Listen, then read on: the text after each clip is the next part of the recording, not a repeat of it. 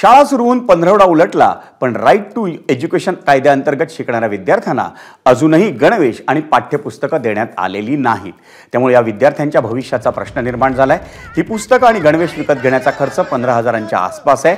हा खर्च आपल्याला परवडत नसल्याची खंत पालकांनी व्यक्त केली। त्यावेळी शाळेनं किंवा ठाणे महापालिका शिक्षण विभाग, ठाणे जिल्हा परिषद शिक्षण अधिकारी आणि कलेक्टर यांनी लवकरात लवकर मुलांना गणवेश आणि पुस्तकं उपलब्ध करून द्यावीत, अन्यथा आमरण उपोषण करण्याचा इशारा पालकांनी यावेळी दिला।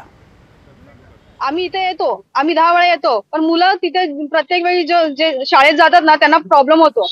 प्रत्येक आता टीचर लोक काय करायला त्यांना उभं करतात, तुम्ही पुस्तकं का नाही घेतली, तिथं शाळेनेच द्यायला पाहिजे मेन गोष्ट। त्याच्यासाठी आम्ही इथे येतो, पण तरी पण ते वर्गात त्यांना हा प्रश्न विचारला जातो की तुम्ही पुस्तकं का नाही आणली, आणि पुस्तकं नाही आणली तर युनिफॉर्म तुम्ही नवीन का नाही घातला, हे सुद्धा प्रश्न करतात त्यांना। तर ते बालमनावर थोडा परिणाम होतोय आणि आमचं धावपळ हे होते की आम्हाला प्रत्येक वर्षी आम्हाला इथे यावं लागतंय।